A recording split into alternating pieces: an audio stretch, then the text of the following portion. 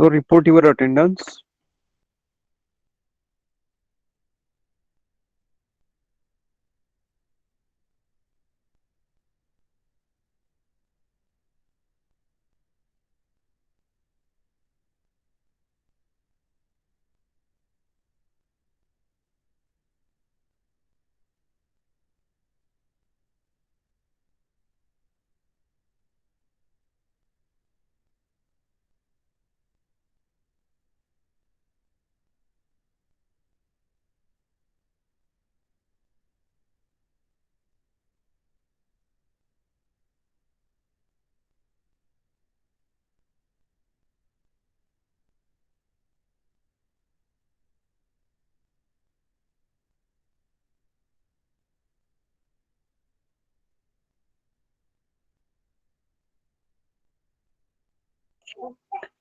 So guys, can you see the screen? I have just presented the screen to you people.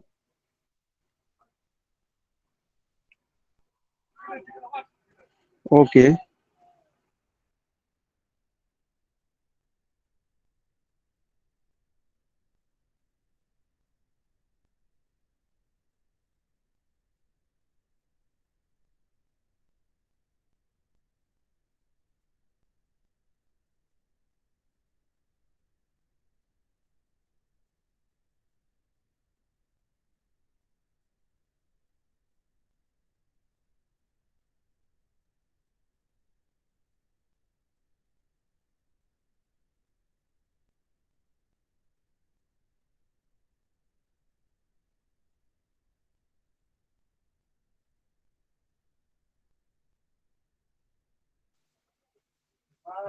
Okay.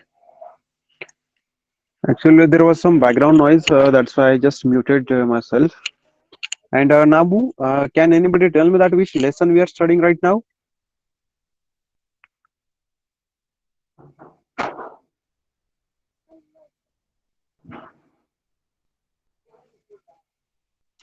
Okay, so we are studying about empowerment of women and weaker sections in the society. All right. So in that we have studied a lot, but some last part of the lesson is remaining. Okay, and we decided to complete it in the next lecture, means today, right? So we studied different things there from this International Women's Year. What happened there? Okay, a lot of groups, lot of munch, Vaspit platforms are there for women. We studied about their history, how it started in Maharashtra. All right. After that, we studied that what are different laws that are for the protection of women from different harassments, abuses, and for their empowerment. After that, we studied awareness against the dowry tradition. म्हणजेच हुंडा विरोधी लोकांमध्ये जनजागृती निर्माण करणं. So we studied about that also. And now we will study family courts in 1984. What happened? Okay. So what are the family courts? We will study trial involving alumni, the commission of sati. Okay, so there are many more. So this we will complete in today's class. Okay, so are you guys ready for it? Shall I start?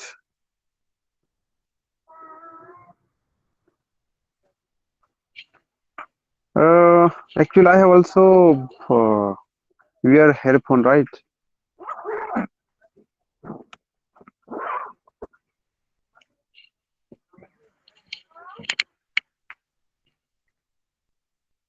So you can do one thing, you can lower your volumes also. I think this will also work. Is it working or not?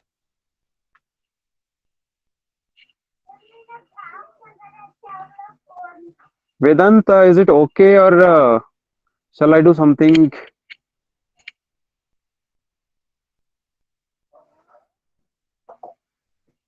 Hello,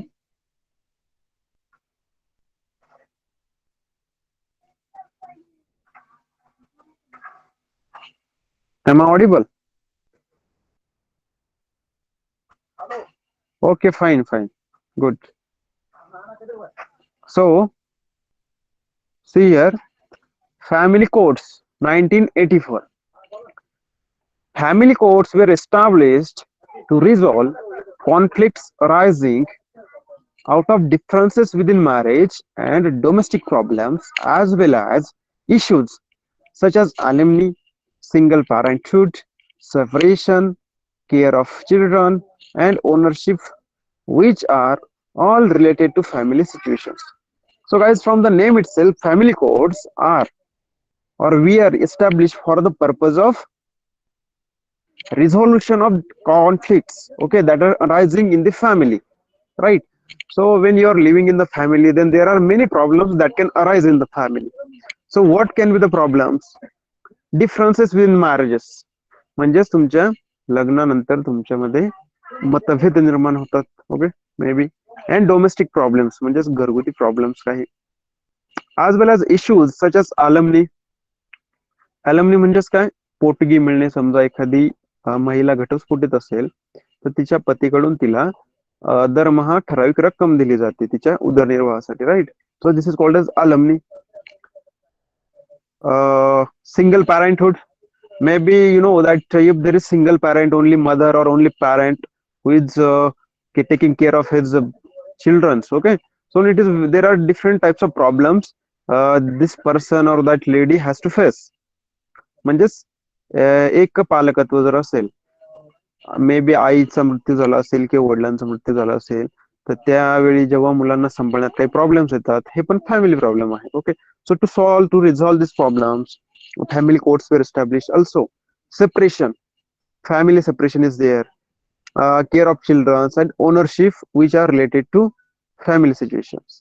Okay, म्हणजेच कधी कधी काय होतं की जेव्हा घटस्फोट होतो तेव्हा जर मुलं असतील तर मग कोर्टाकडे विनंती केली जाते नवऱ्याद्वारे की नाही, मुलांचा ताबा माझ्याकडे द्या, किंवा महिला जी असते ती स्त्री ती म्हणते की नाही, मुलांचा ताबा. सो हे जे कॉन्फ्लिक्ट आहे, जे प्रॉब्लेम्स आहे, so to resolve, to find the solution for these problems, these family courts were established. These family courts were these family courts give priority to mutual understanding over witnesses and evidence. So counselors are over lawyers. Okay, it means what? These family courts give priority to mutual understanding over witness and the evidence. म्हणजेच काय, ही जी family court आहे, तर या ठिकाणी होतं काय की actually पूर्ण केस होण्याऐवजी काय केलं जातं, म्युच्युअल अंडरस्टँडिंग त्यांच्यामध्ये जर झाली, फॅमिली प्रॉब्लेम जर सुटले, तर चांगलीच गोष्ट आहे. त्यांच्यामध्ये एक सामंजस्य निर्माण झालं किंवा त्यांच्यामध्ये समजूत निघाली की ठीक आहे, वी विल लिव्ह टुगेदर और समथिंग लाईक दॅट, काहीतरी सोल्युशन जर निघालं, ओके, तर त्याला जास्त प्रायोरिटी दिली जाते. कशाला? म्युच्युअल अंडरस्टँडिंगला जास्त प्रायोरिटी दिली जाते, पुराव्या आणि विटनेसेस म्हणजे साक्षीदार यांच्यापेक्षा. Okay, emphasis is on resolving issues quickly but justly. म्हणजेच काय, या फॅमिली कोर्टचं actually problem, what we can say, emphasis म्हणजे महत्व कशावर दिलं जातं? एम्फॅसिस मीन्स इम्पॉर्टन्स, महत्व. To solve the problems quickly but justly. Okay, थोडक्यात प्रॉब्लेम सॉल्व्ह करण्यासाठी या ठिकाणी आपल्याला इम्पॉर्टन्स त्या ठिकाणी दिला जातो. Okay, so is it clear about family courts? Family courts were established in 1984, and the objective was to resolve the problems arising in the family. Okay, family मध्ये जे प्रॉब्लेम्स येतात ते रिझॉल्व्ह करण्यासाठी. I hope it is clear to everyone. Now let's take the next topic. Trial involving alimony 1985. म्हणजेच कधी कधी काय होतं, एखादी केस अशी होते की alimony म्हणजे पोटगी, म्हणजेच घटस्फोट झाल्यानंतर जो पती आहे त्या पतीकडून त्या स्त्रीला काहीतरी ठराविक रक्कम जी मिळते ती, a fixed amount paid to a married woman for her upkeep by the husband who has divorced her is called alimony. Okay, so alimony definition या ठिकाणी दिलेली आहे. You can see a fixed amount paid to a married woman for her upkeep, okay, by the husband who has divorced her. म्हणजे एखाद्या नवऱ्याने एखाद्या स्त्रीला जर घटस्फोट दिलेला असेल, ओके, तर त्यानंतर त्या स्त्रीचा खर्च चालवण्यासाठी जी काही ठराविक रक्कम महिन्याला तिला दिली जाते, it is called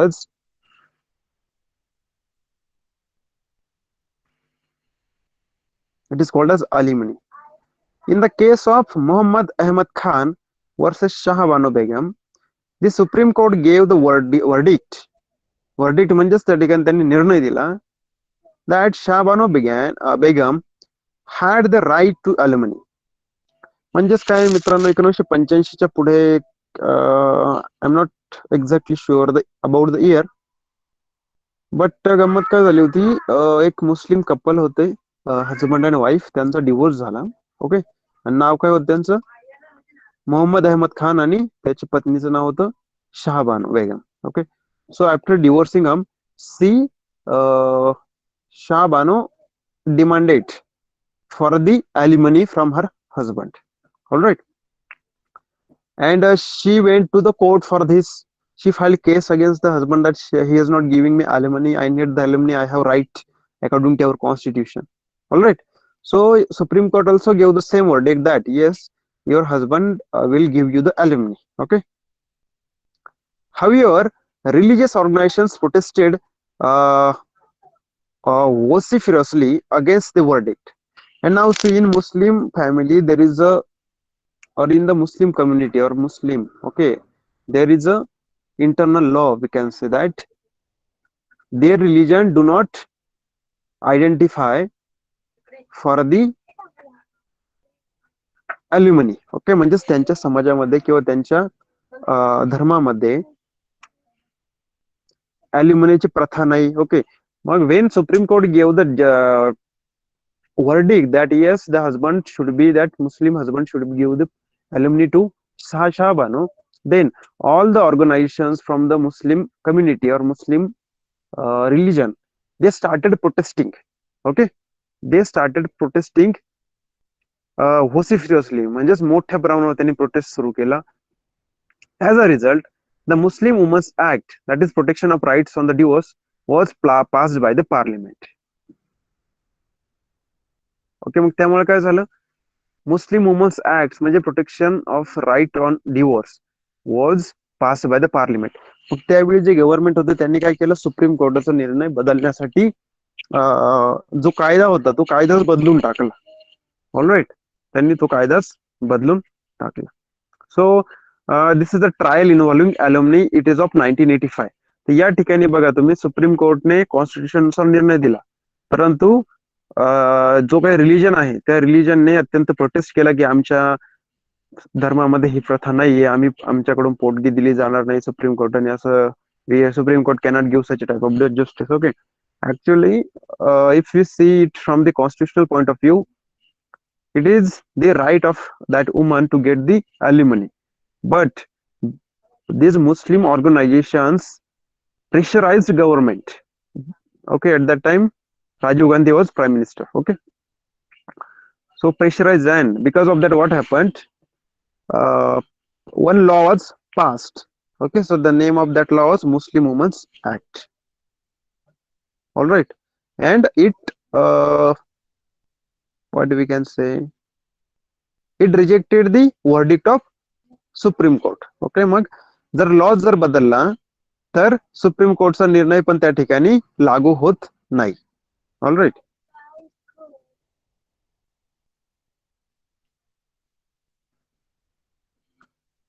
so did you understand this case was filed in the Supreme Court. Okay, and Shah Bano case म्हणून ही केस खूप प्रसिद्ध आहे. तुम्ही जर इंटरनेटवर आज गेलात आणि तुम्ही जर चेक केलं, फक्त एक नाव टाईप करा, शाहबानो केस. If you search the three word only, you will get a lot of information over there. All right, so apart from Kadambari, are you, Vedant, are you getting the point? Am I audible to you?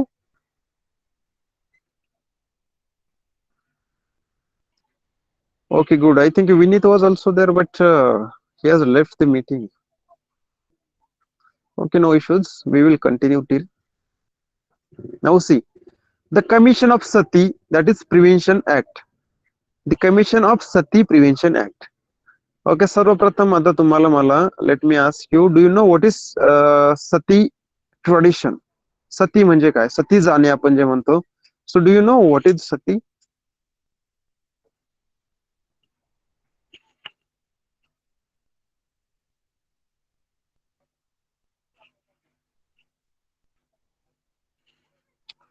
Yes Vedant, do you know sati जाणे?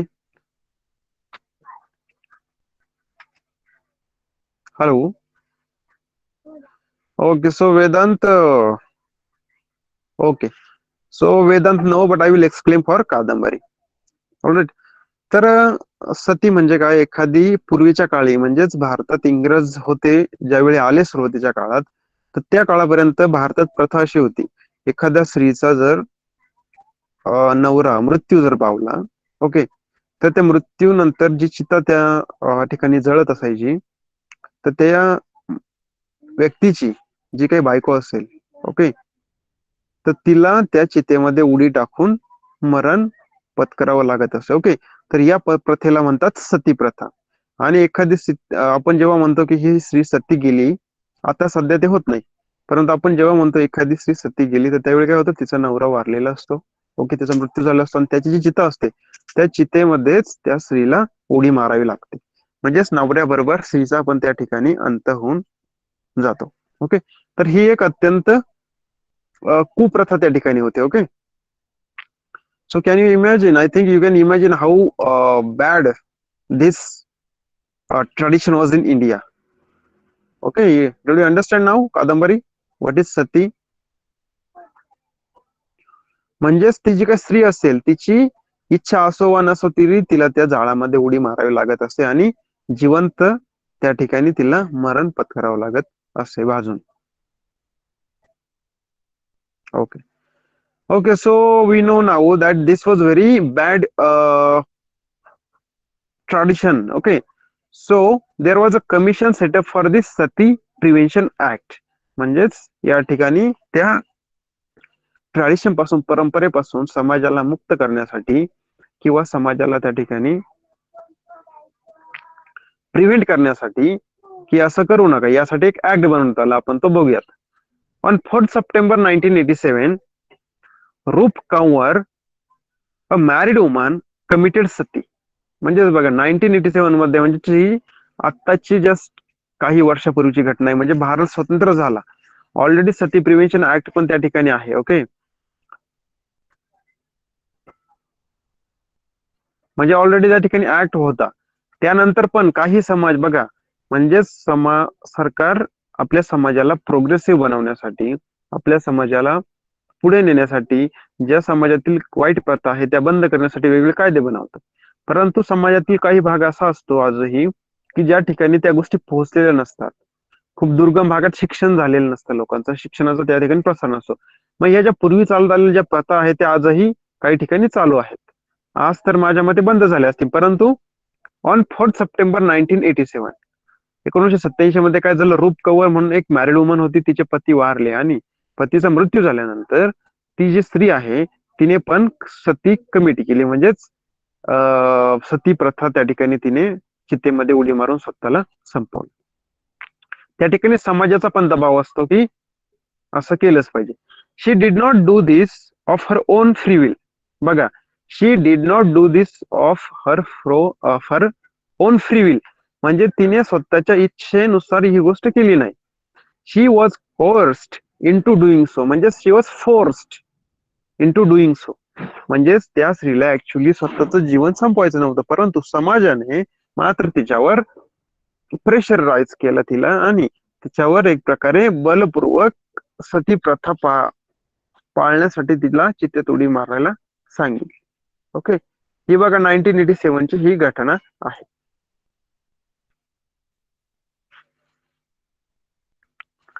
The woman activist and journalist Meena Menon, Geeta Sheshu, Sujata Anandan, Anu Joseph and कल्पना Sharma investigated the केस.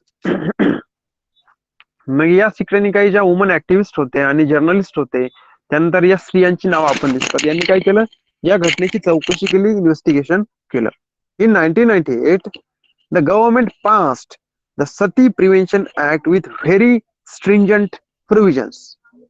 म्हणजेच 1998 मध्ये सरकारने पुन्हा हे सती जी प्रथा आहे तर इथचं प्रिव्हेन्शन व्हावं यासाठी ऍक्ट पास केला. But that act was with very stringent provisions. म्हणजेच अत्यंत कडक कायदा त्या ठिकाणी बनवण्यात आला. ओके, अत्यंत कडक कायदा त्या ठिकाणी बनवण्यात आला. So this is about the. Now you can see how big problem is this too.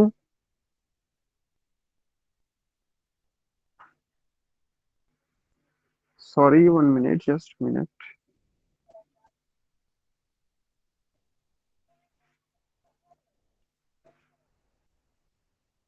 Okay, now you understand how why government passed that act. Okay, other people, Vedant, you were there.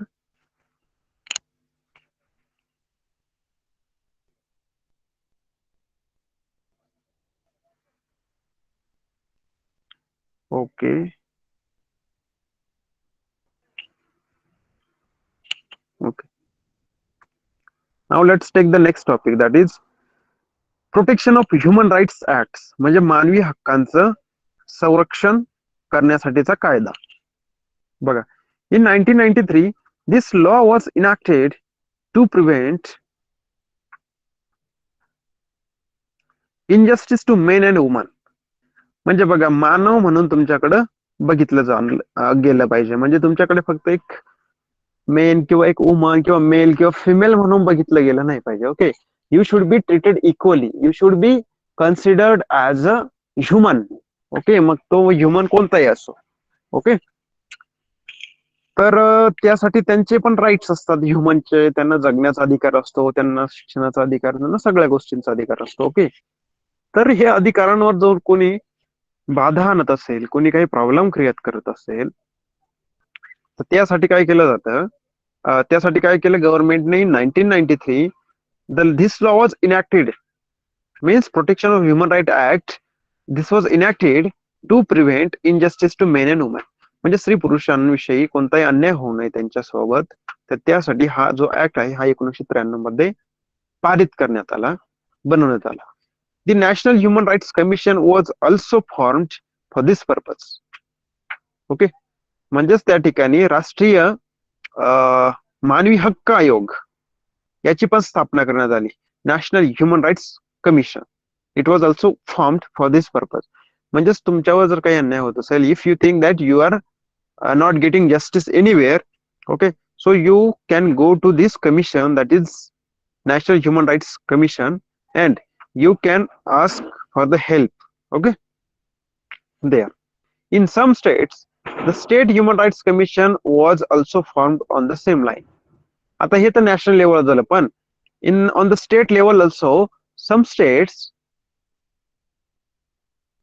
formed State Human Rights Commission. This law, which deals with collective operation, the social conditions of divorced women and secure work places, played an effective role in mitigating injustice to women. Okay, so these commissions were set up over there, and because of this law, that is Protection of Human Rights Act, or this law, what happens? Women and this played effective role in mitigating injustice to women. मग स्त्रियांना ज्या ज्या ठिकाणी त्यांच्यावर अन्याय होत असेल, injustice होत असेल, तर तो दूर करण्यासाठी हा जो लॉ आहे प्रोटेक्शन ह्युमन राईट्स ऍक्ट याने खूप मदत केली. तसे यांना प्रॉब्लेम काय येऊ शकतात, the social conditions of divorce woman, त्यांचे प्रॉब्लेम असू शकतात, घटस्फोटित स्त्रियांचे सामाजिक problems, women and secure work culture. Okay, work places म्हणजे ज्या ठिकाणी स्त्रिया काम करतात त्या ठिकाणी त्यांचं कोणत्याही प्रकारचं शोषण होऊ नये, कोणत्याही प्रकारचं त्या ठिकाणी डिस्क्रिमिनेशन किंवा कोणत्याही प्रकारचं इनजस्टिस त्यांच्यासोबत होऊ नये, यासाठी पण या कमिशनने भरपूर हेल्प केली. Okay, so this was about the protection of human rights act.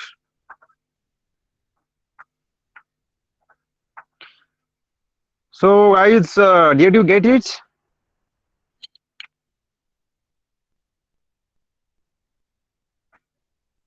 Yes, actually, what we are studying about different laws, okay, different provisions, different acts, okay, that are important, that are present in our country for the empowerment of women and weaker section. All right.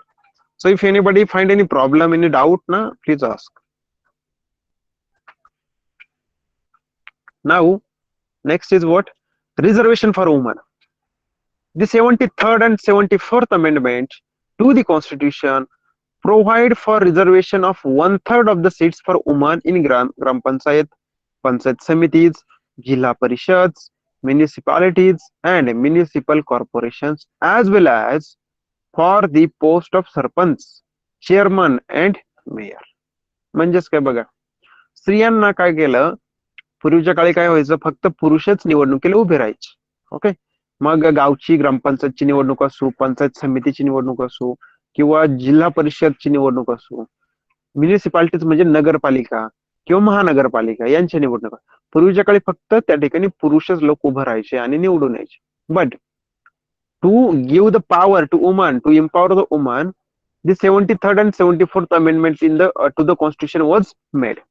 म्हणजेच आपण काय केलं, आपली जी घटना आहे, आपली जी काही राज्य घटना आहे, आपली जी कॉन्स्टिट्यूशन आहे, त्याच्यामध्येच आपण बदल केला. कितवा? 73वा बदल आणि 74व्या जो बदल केला आम्ही आपण, तर त्या बदलमध्ये काय केलं आपण, त्या बदलामध्ये स्त्रियांना त्या ठिकाणी रिझर्वेशन देण्याची प्रोव्हिजन केली. ओके, 73rd आणि 74th अमेंडमेंट ही जी त्या ठिकाणी करण्यात आली, तर त्या ठिकाणी काय करण्यात आलं, तिचं कॉन्स्टिट्यूशन मध्ये चेंज करण्यात आला आणि स्त्रियांना त्या ठिकाणी न्याय मिळावा, रिझर्वेशन मिळावं, यासाठी त्या ठिकाणी प्रोव्हिजन करण्यात आलं. मग या प्रोव्हिजन मुळे काय झालं, constitution provide for reservation of 1/3 of the seats. 1/3 म्हणजेच काय, 33% आरक्षण स्त्रियांना कुठे कुठे देण्यात आलं, in gram panchayat, in panchayat samitis, in zilla parishad, municipalities and municipal corporations as well as post for sarpanch, chairman and mayor. म्हणजेच महापौर जो असतो, सरपंच जो असतो गावचा किंवा चेअरमन जो असतो, ओके, तर त्या सर्व ठिकाणी स्त्रियांना रिझर्वेशन देण्यात आलं. ओके, 33% रिझर्वेशन त्या ठिकाणी देण्यात आलं. यातून काय झालं, स्त्रियांना पण राजकारणामध्ये येण्यास वाव मिळाला. ओके, आणि स्त्रियांचा पण सहभाग हा देशाच्या राज्यकारभारामध्ये वाढला. Maharashtra and 15 other states have reserved 50% seats for woman.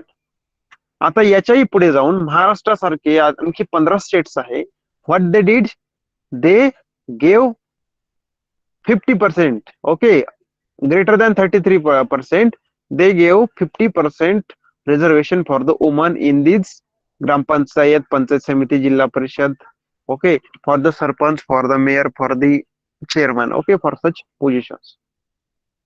This provision provided women the opportunity to participate in the business of community. म्हणजे समाजाच्या जो काही व्यवसाय आहे एक प्रकारे आपण म्हणूयात, किंवा समाजाचा जो काही भाग आहे, तर त्यामध्ये स्त्रियांचा पण सहभाग वाढावा, त्यांना पण त्या ठिकाणी संधी मिळावी. ओके, यासाठी हे जे काही लॉज आहे किंवा हा जो काही रिझर्वेशनचा चेंज आहे, तर यामुळे स्त्रियांना मदत झाली. Reservation for woman in the post independence period म्हणजे स्वातंत्र्यानंतरच्या काळामध्ये, the constitution of India accepted the principle of equality of men and women. Okay, जेव्हा आपण आपली राज्यघटना बनवली त्याच वेळी आपण स्त्रियांना आणि पुरुषांना समान अधिकार देण्यास सुरुवात केली. म्हणजेच आपण त्या ठिकाणी स्त्री पुरुष समान असतात याचा स्वीकार केला. Hence women got the important political right to vote. मग या ठिकाणी काय झालं, स्त्रियांना मतदान करण्याचा हा जो काय राजकीय अधिकार आहे तो त्या ठिकाणी देण्यात आला. म्हणजे स्त्रिया पण जर निवडणूक आली तर त्यामध्ये मतदान करू शकतात. Woman got equal rights to education and work as per the men. म्हणजे पुरुषांप्रमाणे स्त्रियांनाही equal rights to education, they got equal rights to education and work. म्हणजे कार्य करण्यासाठी किंवा काम करण्यासाठी, जॉब करण्यासाठी आणि शिक्षण घेण्यासाठी स्त्रियांना पण पुरुषांइतकेच समान अधिकार त्या ठिकाणी देण्यात आले. Inhuman practices like sati, dowry and polygamy were banned by the law. Inhuman practices म्हणजेच काय, अमानवीय म्हणजेच मानवासाठी ज्या घातक गोष्टी आहेत तर त्या बंद करण्यात आल्या. कोणकोणत्या? लाईक सती. सती प्रथा he was inhuman, it was a bad tradition. Dowry is also bad tradition, and dowry is currently also going on. पॉलिगॅमी म्हणजेच बहुविवाह, अनेक स्त्रियांशी विवाह करणे. हे यामुळे काय होतं की स्त्रियांची जी काही कुटुंबातील परिस्थिती आहे ती व्यवस्थित राहत नाही. ओके, त्यामुळे या ज्या काही गोष्टी आहेत त्या बंद करण्यात आल्या, बॅन करण्यात आल्या. Okay, women's right to sue for divorce was recognised. म्हणजेच फक्त पुरुषच स्त्रियांना घटस्फोट देऊ शकत नाही, तर स्त्रियांना पण जर त्या विवाहामध्ये खूप प्रॉब्लेम्स असतील तर स्त्रिया पण त्या ठिकाणी नवऱ्याला घटस्फोट देऊ शकतात. म्हणजे इथून मागे प्रथा काय होती, फक्त पुरुष जो मंडळी आहे, पुरुष जो व्यक्ती आहे तोच फक्त स्त्रीला घटस्फोट देत असे की मला या स्त्रीला घटस्फोट द्यायचा आहे. परंतु स्त्रीला मात्र समाजात किंवा त्या ठिकाणी अधिकार नव्हता. मग आपण स्वातंत्र्यानंतर स्त्रियांना पण तो अधिकार आपल्या घटनेद्वारेच देण्यात आला की they can also sue for the divorce. They got a lawful share in property. आणि स्त्रियांना पण, घरातील स्त्रियांना पण आपली घराची जी फॅमिलीची जी प्रॉपर्टी आहे, नवऱ्याची जी प्रॉपर्टी आहे त्यामध्ये तिला अधिकार देण्यात आला. In local self government bodies seats were reserved for woman. Okay, what? In local self government bodies. Local self government bodies means gram panchayat,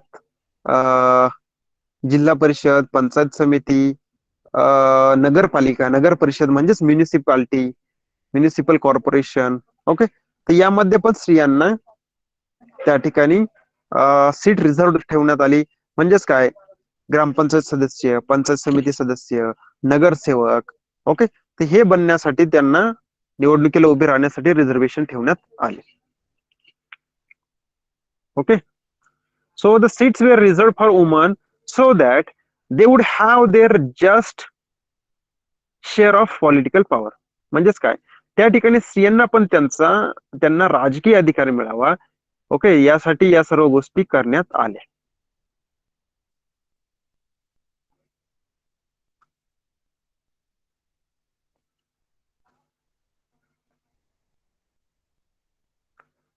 Okay guys, do you understand this? How different laws were made for the woman, how reservation was given to the women, okay, or the female candidates in the country. All right, so that they can also be the part of our democratic process. आपण या ठिकाणी बघूयात की आपल्या देशामध्ये chief minister जे आहेत ते झाले आहेत, तर त्यामध्ये स्त्रिया कोणकोणत्या होत्या, किती वेळा स्त्रिया भारतात चीफ मिनिस्टर झाल्या आपण बघूयात. सुचेता कृपलानी उत्तर प्रदेशच्या ह्या एकदा चीफ मिनिस्टर होऊन गेल्यात, म्हणजेच मुख्यमंत्री. नंदिनी सातपती ओडिसाच्या होऊन गेल्या. तर या ठिकाणी तुम्ही हे नाव वाचून काढा, तुमच्या लक्षात येईल की या ठिकाणी कोणकोणत्या व्यक्ती, या स्त्रिया, ओके, त्या राज्याच्या मुख्यमंत्री होऊन गेल्या. ऑलराईट, ही खूप मोठी गोष्ट आहे आपल्यासाठी की आपण स्त्रियांना पण आपल्या देशामध्ये तेवढंच महत्व दिलं जातं पुरुषांपेक्षा.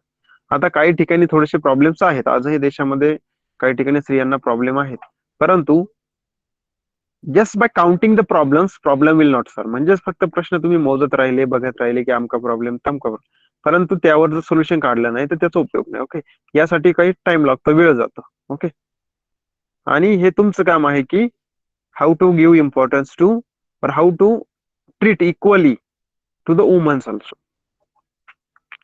Now see, we see today that due to these provisions, women have began to get education and to earn.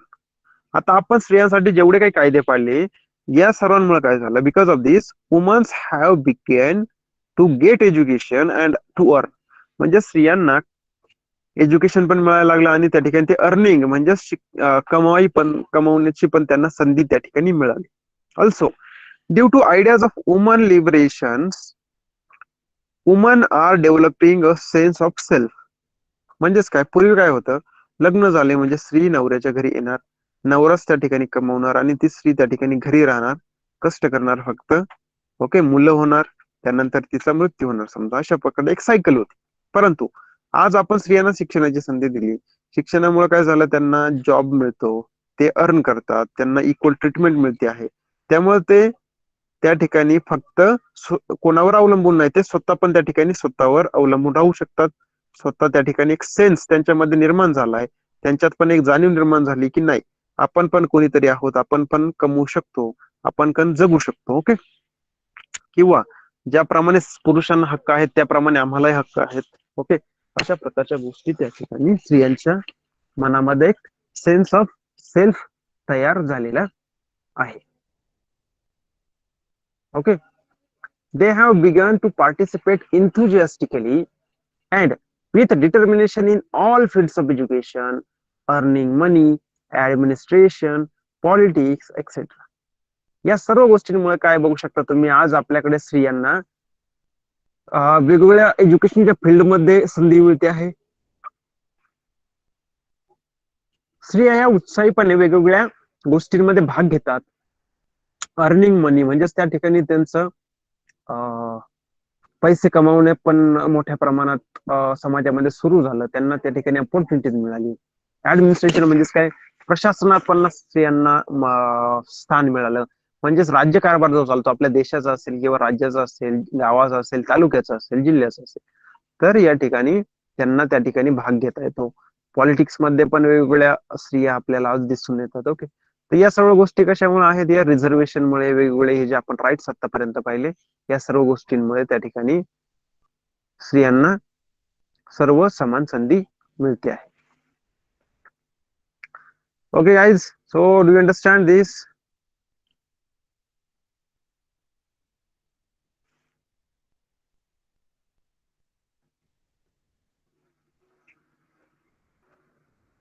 Okay, now there is something in this box we will see. See, a demonstration was held in New York on 8th March 1857. It was the first demonstration by the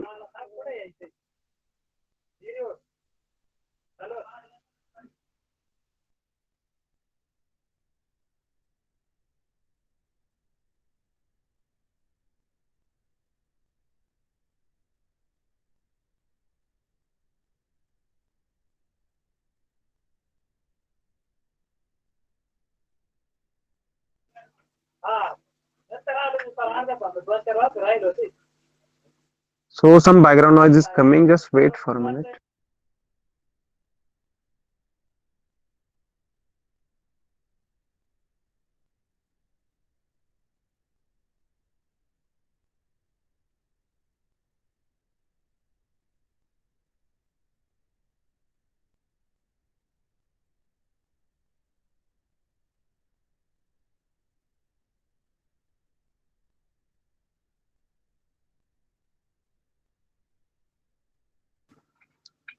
Okay guys, so welcome back once again. Let's see what is given here. A administration was held in New York on 8th March 1857. म्हणजेच 1857 मध्ये New York म्हणजेच America जो आहे, USA, तर त्या ठिकाणी 8 मार्चला एक डेमॉन्स्ट्रेशन भरवण्यात आलं होतं. ओके, कशाचं होतं? It was the first demonstration by working woman and its demands were for fewer working hours, proper remuneration, provision of creches, etcetera. म्हणजेच काय, 1857 मध्ये न्यूयॉर्क मध्ये स्त्रियांचं एक डेमॉन्स्ट्रेशन भरलं होतं आणि त्या ठिकाणी त्यांनी सरकार पुढे मागण्या केल्या की आम्हाला काय, आमचे जे कामाचे तास आहेत ते कमी करा, फ्युअर वर्किंग आवर्स करा, प्रॉपर आम्हाला रिम्युनरेशन म्हणजेच आम्हालाही प्रॉपर त्या ठिकाणी भरपाई किंवा आम्हाला त्या कामाचं वेतन योग्य प्रकारे द्या. ओके, अशा प्रकारच्या वेगवेगळ्या मागण्या त्या ठिकाणी. आणि provision of crutches, I'm also not aware about what is crutches. I will tell you about this. Okay. तर अशा प्रकारे वेगवेगळ्या मागण्या त्या ठिकाणी 1857 म्हणजे बघा तुम्ही 1857 मध्ये करण्यात आली. बघा, on 8th March 1909 women went on strike for the very same demands. पुन्हा 8 मार्च 1909 मध्ये पण स्त्रिया या त्या ठिकाणी समान मागण्यांसाठी पुन्हा स्ट्राईकवर गेल्या, म्हणजे त्या ठिकाणी त्यांनी आंदोलन केलं, त्या ठिकाणी संप पुकारण्यात आला स्ट्राईकवर गेले म्हणजे. That's why this day was declared as women's struggle day at women's specialist international conference held in Denmark. म्हणजेच बघा, डेन्मार्क मध्ये एक कॉन्फरन्स आयोजित करण्यात आली होती, तर तिचं नाव होतं वुमेन्स स्पेशालिस्ट इंटरनॅशनल. अशा प्रकारची कॉन्फरन्स त्या ठिकाणी भरली होती डेन्मार्क मध्ये. आणि डेन्मार्क मध्ये ही जी काही आपण 1909 मध्ये वुमेन ज्या काही संपावर गेल्या होत्या स्त्रिया, तर त्यांची जी काही डिमांड होते वेगवेगळ्या, ओके, तर त्या दिवसाला 8 मार्चला वुमेन स्पेशालिस्ट त्या ठिकाणी वुमेन स्ट्रगल डे म्हणून आपण कन्सिडर करतो, कारण त्या ठिकाणी स्त्रिया संपावर गेल्या होत्या, स्ट्राईकवर गेल्या होत्या.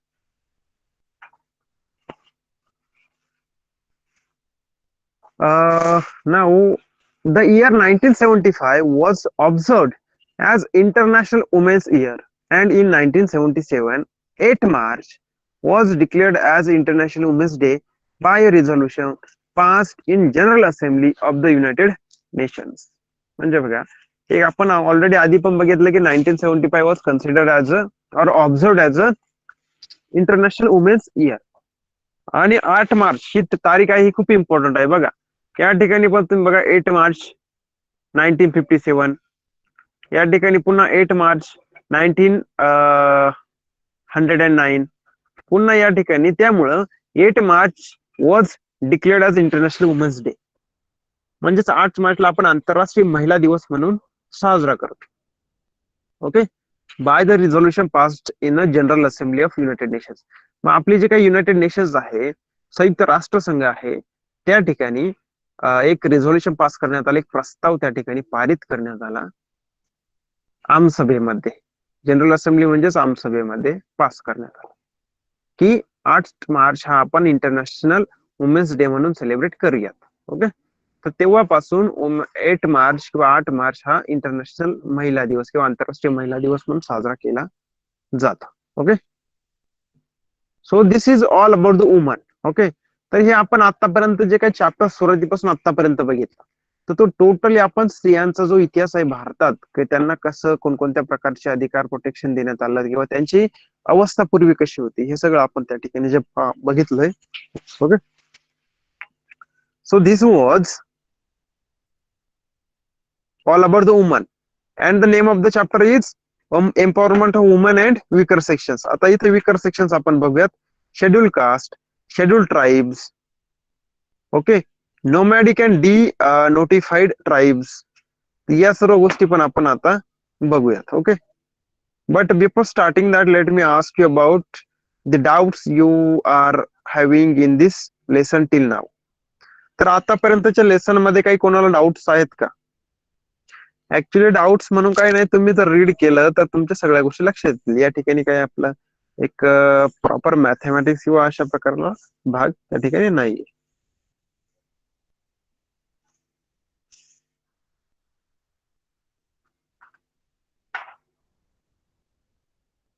Okay, so nobody is having any doubt here.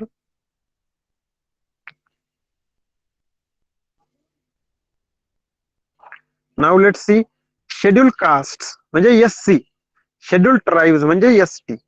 तुम्ही SC ST च या ठिकाणी शब्द ऐकले असतील कधी. जात एक आहे SC ST म्हणजेच काय, शेड्युल्ड कास्ट म्हणजे अनुसूचित जाती आणि अनुसूचित जमाती. कास्ट म्हणजे जात, आपल्याला माहित आहे कास्ट म्हणजे जात, आणि ट्राइब्स म्हणजे जमात एक प्रकारची. तर SC ST काय आहेत आपण बघूयात. हे काय समाजातील विकर सेक्शन्स आहेत. शेड्युल्ड कास्ट म्हणजेच अनुसूचित जाती बघूयात आपण. In the post independence period our constitution adopted the values of freedom, equality, fraternity and social justice. म्हणजे जेव्हा आपल्या भारतात इंग्रज होते तेव्हा इंग्रजांनी कधी आपल्या समाजाचा विचार केला नाही की समाजात लोकांना अधिकार मिळतील. त्यांनी फक्त आपल्याला लुटण्याचं काम केलं. परंतु ज्यानंतर जेव्हा आपलं स्वातंत्र्य मिळालं, आपण आपली कॉन्स्टिट्यूशन बनवत होतो, तर त्या ठिकाणी आपण कोणते ड्युटीज किंवा आपण कोणते मूल्य आत्मसात केले, कोणत्या व्हॅल्यूज आत्मसात केल्या, तर फ्रीडम म्हणजे स्वातंत्र्य. देशातील प्रत्येक नागरिकाला स्वातंत्र्य मिळालं पाहिजे वेगळ्या गोष्टींचं. इक्वेलिटी, सगळ्यांना समान अधिकार मिळाले पाहिजे.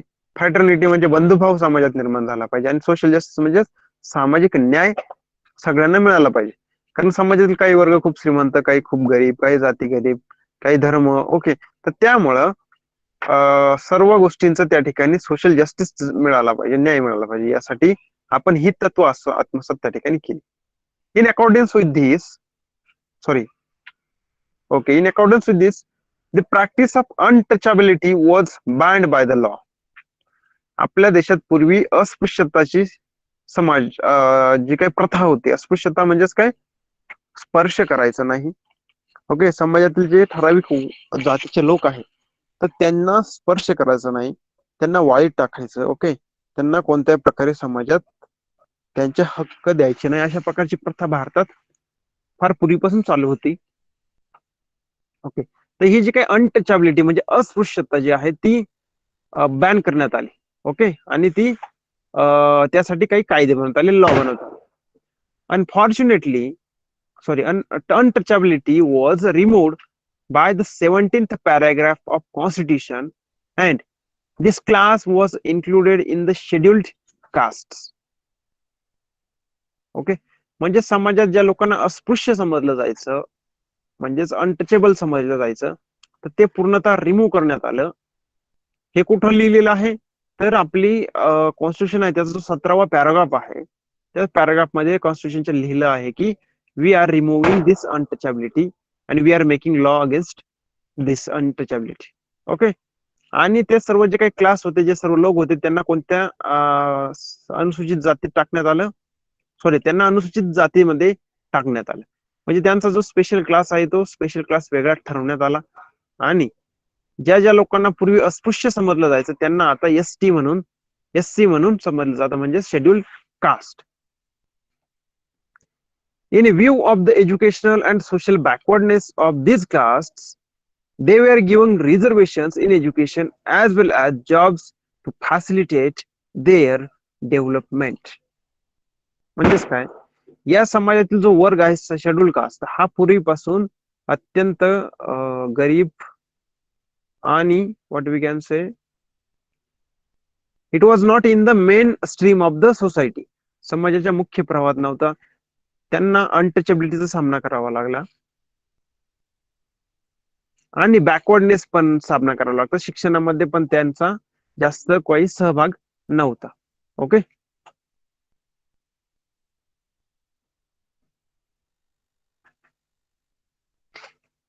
अशा प्रकारच्या सर्व ज्या गोष्टी होत्या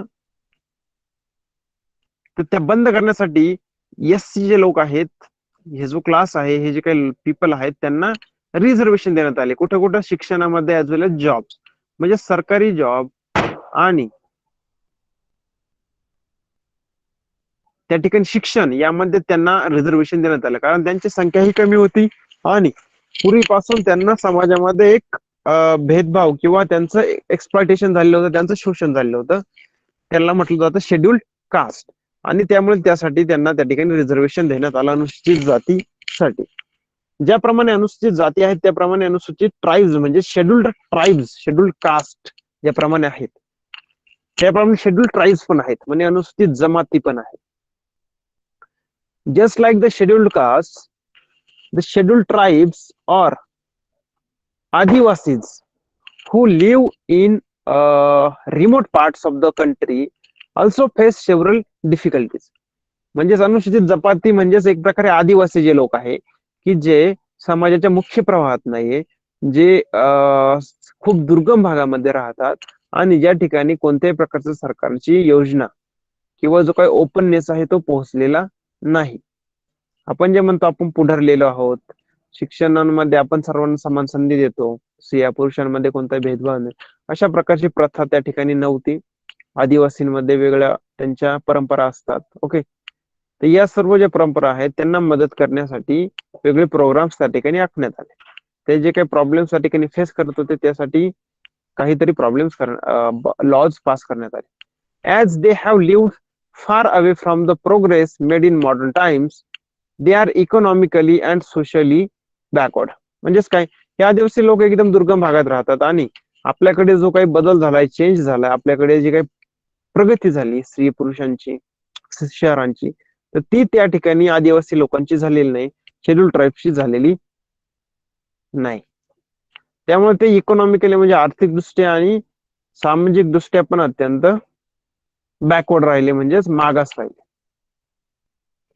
even though their condition have seen some improvement in recent times, म्हणजे जरी नुकत्याच किंवा आताच्या काळामध्ये त्यांच्या परिस्थितीमध्ये आपल्याला जर सुधारणा जरी दिसून आली, they do not have any mean of livelihood other than the agriculture and forest produce. म्हणजे जे काही शेड्यूल ट्राईब्स लोक आहेत त्यांना जरी आजकाल परिस्थिती थोडीशी बदलली असली तरीही त्यांना योग्य प्रकारे राहण्याची आणि कमावण्याची संधी त्या ठिकाणी अस्तित्वात नाहीये.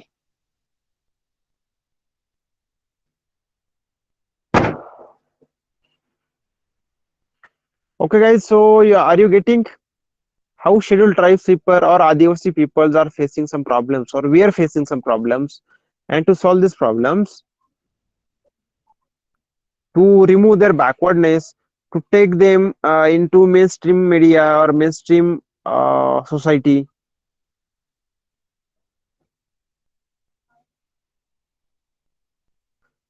Some provisions were made.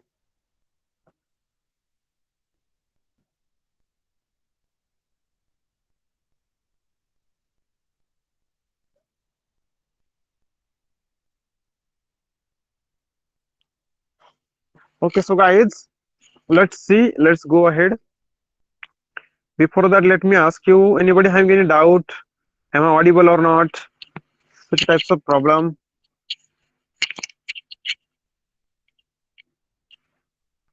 Okay, good.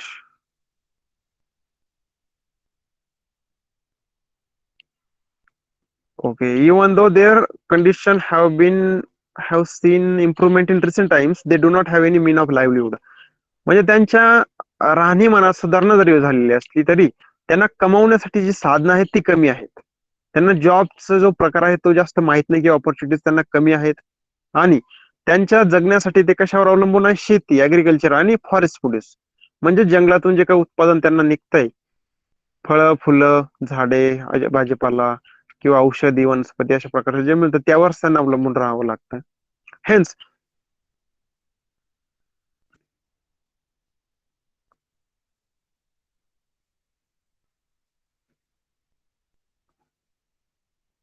Sorry, okay, here we go. त्यामुळे काय झालेलं आहे? त्यांच्याकडे उत्पन्नाचे सोर्स नाहीत. Hence that income from the agriculture is very small. शेतीपासून मिळणारं उत्पादन त्यामुळे खूप कमी आहे त्यांना. Besides their fields are on hill sides and not fertile. आणि आदिवासी लोक आपल्याला माहिती आहे दुर्गम भागात राहतात, डोंगरी भागात राहतात, त्यामुळे काय त्यांच्या जमिनी या डोंगराच्या उताराला आहे आणि त्या ठिकाणी काय आहे? फर्टाईल नाहीत, म्हणजे ते सुपीक नाही. They are malnourished due to insufficient and poor quality of diet. आणि त्या ठिकाणी त्यांना योग्य प्रकारे अन्न मिळत नसल्यामुळे, आहार नसल्यामुळे, सकस आहार नसल्यामुळं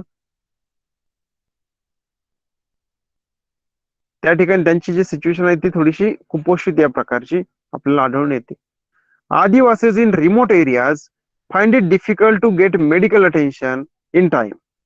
म्हणजे काय अत्यंत दुर्गम भागात राहतात आदिवासी, रिमोट प्लेस मध्ये राहतात दूरवर, तर त्यांना मेडिकलला टेन्शन मिळत नाही, एवढं मेडिकल सर्व्हिस त्या ठिकाणी एवढी मिळत नाही, कारण लोकसंख्या पण खूप कमी आहे.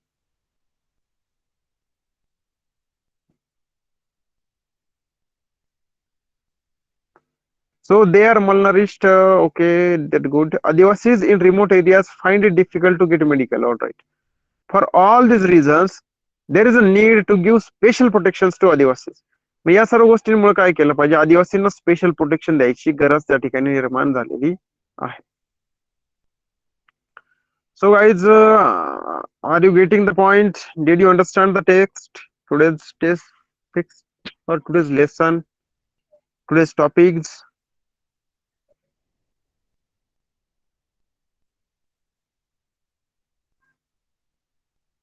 Anybody having any doubt?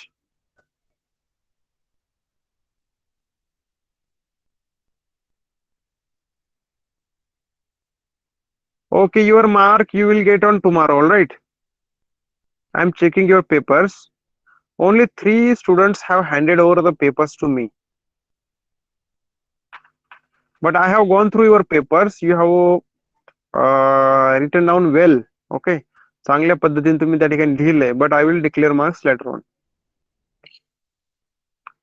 So guys, for I hope today's lecture was good enough, and we are going to conclude today's session over here only. If you have some doubts, please ask me today, tomorrow. Okay, next lecture, no problem. Anywhere you will get time, you ask me, no problem. I will solve your doubts. And good night, goodbye, take care, and you can leave the class now.